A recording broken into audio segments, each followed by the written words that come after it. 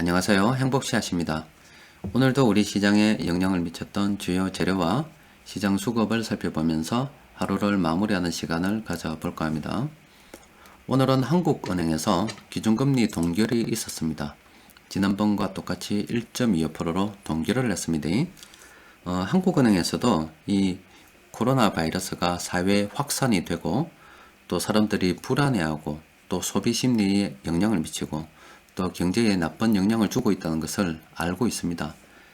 그런데 기준금리를 이렇게 동결한 것은 그런 상황들이 구체적으로 경제 지표를 통해서 확인이 될 때까지는 좀 더 지켜보자, 이런 신중한 입장을 나타낸 것이라 볼 수 있습니다. 또 그리고 한국은행에서 기준금리를 결정하는 데 있어 좀 더 신중할 수밖에 없었던 것이, 미국 같은 경우는 지금 기준금리가 1.5에서 1.75% 그 사이에서 움직입니다. 그런데 우리가 이번에 기준금리를 낮추어서 1%가 된다면 미국하고 금리 차이가 많이 나게 되죠. 그럼 이 기준금리는 채권시장에도 영향을 미치게 돼가지고, 만약에 채권에 투자했던 외국인 투자자들이 채권을 팔아버리고 한국에서 돈을 들고 나가게 된다면 채권시장에도 그리고 외환시장에도 영향을 줄 수밖에 없기 때문에 한국은행에서는 이런 것들도 고려하지 않았겠나 싶습니다. 또 한국은행에서 이렇게 좀 더 신중한 입장을 보이는 것은, 이 코로나 사태가 처음 일어난 것이 아니라 이와 비슷한 일이 예전에 있었기 때문에 비교해 볼 만한 것이 있었기 때문에 그렇지 않겠나 싶습니다. 자, 그러니까 이 메르스 사태가 지난 2015년 5월달에서 7월달까지 한 3개월 정도 있었습니다. 그때 당시 소비 심리가 크게 위축이 되고 경기에 영향을 받았죠. 그런데 메르스 사태가 종식이 되고 난 다음에 소비 심리도 급격하게 회복을 했습니다. 자, 지금 우리 코로나 이 바이러스가 우리 사회에 영향을 미치기 시작한 것이 한 달 정도 됩니다. 메르스가 3개월이었죠. 그러면 만약에 2달, 석 달에서 이 3개월 내에 종식이 된다면 지난번 메르스 사태 때 여러 가지 일어났던 사회 현상들 또 경제 현상들을 참고를 할 수가 있겠죠. 그런데 만약에 이 코로나 사태가 좀 더 길어져서 3개월을 넘어서 4개월, 5개월, 6개월 이렇게 가버리게 되면 그땐 골치 아파요. 여튼 지금 우리가 또 조금 다시 관심을 가져야 될 부분은, 물론 누구나 다 빨리 끝나길 바라죠. 그래서 이게 장기화되지 않고 빨리 끝나는 거 어느 정도 가는지 이런 기간에 대해서 조금 구체적으로 살펴봐야 됩니다. 자, 그리고 지금 정부에서 임대료 지원 계획을 내놓았습니다. 소상공인들이 요즘 어렵기 때문에 좀 지원을 하려고 하는데, 정부에서도 지자체에서도 조금 임대료를 깎아준다 그래요. 그리고 밖에서도 그 상인들에게 임대료를 깎아주면은 50% 정도는 정부에서 조세 지출이라고 해서 조세 감면 정책이라고 합니다. 그래서 세금을 깎아주겠다 이런 이야기를 했어요. 그런데 저거는 오늘 장마치고 저는 발표가 있어서 내일 되면은 저게 시장에 또 반영이 되겠죠. 시장에서 어떻게 반영이 될지는 좀 지켜봐야 되는데, 지금 당장 적용이 된다는 것은 아니고 저게 법이 만들어져서 국회 승인이 있어야 될 겁니다. 그러면 시간이 조금 걸립니다. 일단 정부에서는 경기 부양을 위해서 하나하나 정책을 꺼내겠죠, 앞으로. 그 중에 하나가 지금 이런 정책이 나왔다, 이렇게 보시면 될 것 같아요. 자, 그리고 해외 시장도 잠시 좀 살펴봅시다. 지금 현재 동영상을 녹화하고 있는 이 시간에 여전히 지금 유럽 증시도 좋지 않습니다. 자, 유럽 증시가 이렇게 좋지 않은 것은 지금 이 코로나 바이러스가 우리나라뿐만이 아니라 전 세계 41개국에 전파가 되었다고 합니다. 그 대유행에 대해서 지금 투자자들이 걱정하고 있는 관계로 지금 해외 시장도 저렇게 계속 하락을 하고 있어요. 우리 시장 수급을 잠시 살펴보면은 지금 오늘도 저 외국인 투자자들이 많이 팔았습니다. 자, 오늘 얼마나 팔았냐면은 3,985억 원 정도, 약 한 4천억 정도 가까이 팔았습니다. 그리고 최근 한 달 정도 보면은 3조 1천억 정도를 팔았어요. 그리고 개인 투자자들이 지금 내일이면 한 10조가 되지 않겠나 싶어요. 지금 현재까지 약 한 9조 2천억 정도, 9조 3천억 정도 지금 개인 투자자들이 시장에 들고 왔습니다. 돈이 많죠. 그래서 만약에 지금 현재 우리 개인 투자자들이 지수 방어를 안 해줬다면은 지금 상당히 어렵지 않겠나 싶어요. 여튼 아직까지도 해외 시장도 저렇게 그 코로나 바이러스가 세계적인 유행이 될까봐 걱정하고 있고, 지금 우리 시장에서도 지금 외국인 투자자들이 팔고 있고, 또 그리고 우리나라에서 지금 기준금리 인하를 하지 않았고 정부에서 정책을 내놓기 시작하지만 그것이 구체적으로 시장에 적용이 되려면 앞으로 좀 넘어야 될 과정들이 좀 있어서 아직은 좀 더 지켜봐야 되는 상황 같아요. 자, 그리고 수급 분석표를 검색을 통해서 오늘 시장에서 큰돈 굴리는 세력들이 매수한 종목을 보니까 그래도 있긴 합디다.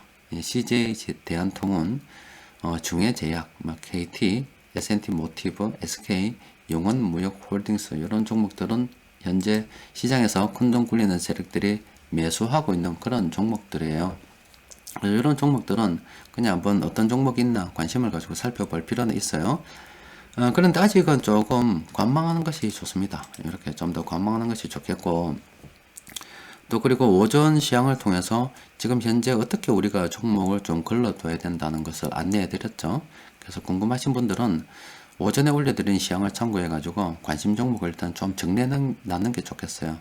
지금 지난번 메르스 사태처럼 이것도 결과적으로 하나의 지나가는 그런 과정일 뿐이죠. 또 그리고 메르스 때도 우리가 경험이 있잖아요. 한국은행에서도 이런 근거가 있기 때문에 이번에 기준금리를 동결한 겁니다.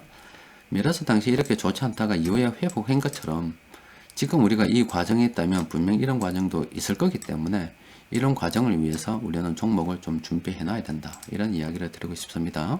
그래서 오늘은 일단 관망하는 걸로 보고요. 그리고 하나 더 말씀드릴 것이 있습니다.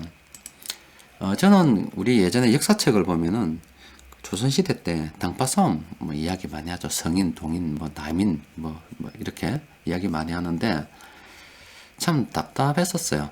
선조 때도 일본이 쳐들어오니 많이 하는데 국내에서는 당파 싸움을 하고 그 당파 싸움이 굉장히 선조 때부터 시작해서 영정조 탕평책이 나오기까지니까 정조가 영조 1725년, 그러니까 한 200년 가까이 당파 싸움을 했어요.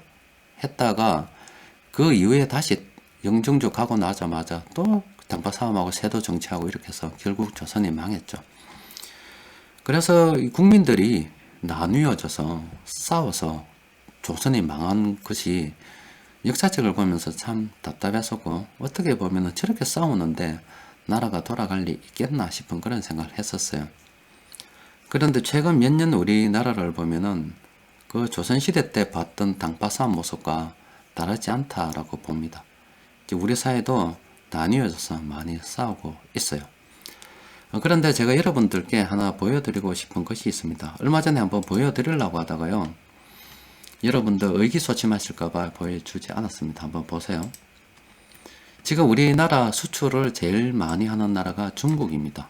한 22% 정도 우리가 수출을 하고 있어요. 그런데 요걸로 제가 안 보여줬습니다. 우리 흑자국으로 치면은 지금 중국이 우리 수출 비중 가장 큰 나라이죠. 그런데 물론 수입 비중도 크겠지만 중국은요, 돈을 남기는 순이익국으로 치면은 9위입니다. 9위. 우리는 베트남에서 돈을 가장 많이 벌고 있어요. 물론 홍콩은 금융투자 쪽이겠죠. 베트남에서 돈을 가장 많이 벌고 있고, 중국에는 베트남보다 훨씬 작은 7분의 1 정도 수준의 돈을 벌고 있습니다. 수출하는 양은 중국이 가장 많은데, 중국으로 가장 많은 물량이 가는데 중국을 통해서 우리가 예전만큼 돈을 남기지 못한다는 겁니다. 이게 뜻하는 것이 무엇이냐? 중국의 여러 산업들이 우리 한국 산업을 거의 따라잡았다는 것을 이야기합니다. 머지않아 중국은 우리 한국에서 수입할 필요가 없을 수도 있는 참 이런 상황에까지 지금 놓여 있는 거예요. 예전에는 우리가 중국보다 좀 앞서 나간다, 중국이 우리 물건 사겠지, 이런 생각을 가졌더라면 이미 지금 상황이 이렇게 돼버렸어요. 심각하다 이 말이에요. 또 그리고 우리가 저 앞서가던 일본을 우리가 따라잡았듯이 왜 중국이 우리나라 못 따라잡겠습니까? 이미 특미까지 쫓아왔고 어떤 것들은 우리보다 앞선 것들도 굉장히 많다라고 보시면 돼요. 또 하나 제가 조금 겁나는 것이 지금 우리나라 10대 교육 상품을 보면은 한번 보세요. 지금 반도체가 가장 많습니다. 반도체가 16% 정도 차지하고 있어요. 그러니까 우리 삼성전자가 그리고 SK하이닉스가 반도체 팔아서 우리나라로 돈을 들고 오기 때문에 그래도 우리나라가 이렇게 살아갈 수 있는 겁니다. 그런데 만일 이 반도체 쪽에서 지금 중국이 엄청난 투자를 하고 있잖아요. 정부에서 지원해서 투자를 하고 있어요. 그런데 이 반도체 쪽에서 중국한테 밀려버리게 되면은 정말로 우리나라 앞일은 참 깜깜하다, 저는 이런 생각이 듭니다. 만약에 이 반도체 쪽이 제 생각으로는 살아있는 동안에, 중국을 리드해 나갈 동안에, 앞으로도 계속 리드해 나가면 좋겠지만 동안에 우리 경제가 빨리 다른 대안을 찾아서 중국이 따라오지 못할, 또 다른 사람들이 넘보지 못할 그런 어떤 탄탄한 경제 체력을 길러 놓아야 되는데 저걸 기르지 못할 때는 참 어렵죠. 그래서 지금 같은 경우는 우리가 당파 싸움 하듯이 싸울 때가 아니다 이 말이에요. 지금 임진왜란 때 앞서 보여드린 사진처럼 일본 놈들이 우리 한국 쳐들어온다고 난리 지길 때 그때 우리나라는 당파 싸움이나 하고 앉아 있었어요. 그리고 일본 놈은 항상 무시하면서 있다가 그 조선 내도록 당파 싸움 하다가 결과적으로 조선이 안 망해버렸습니까? 지금 우리도 그런 상황이 아닐까 싶어요. 국내에서 이렇게 싸우고 있는데 지금 중국은 우리 턱밑까지 쫓아서 우리를 앞서고 있습니다. 지금 삼성전자가 거의 우리나라를 미기 살리고 있는데 이 삼성전자의 앞날도 거의 삼성전자라고 하면은 국민들이 바라볼 때 악의 축이라고 보고 있죠. 사실은 악의 축이 아닌데 삼성전자가 우리나라를 미기 살리고 있는데 삼성전자는 온갖 부정부패와 비리가 다 있는 그런 기업으로 봐버리는 것 같아요. 그런데 이 삼성전자마저 만약에 무너져 버리면 우리 옛날에 자랄 때 소니, 워크맨 있죠. 소니가 얼마나 대단한 기업이었습니까? 과연 우리나라가 소니를 따라갈 수 있을까 싶을 정도로 막강한 기업이었습니다. 그러나 삼성전자가 치고 나와서 저 소니는 지금 삼성전자에 비하면 아무것도 아니죠.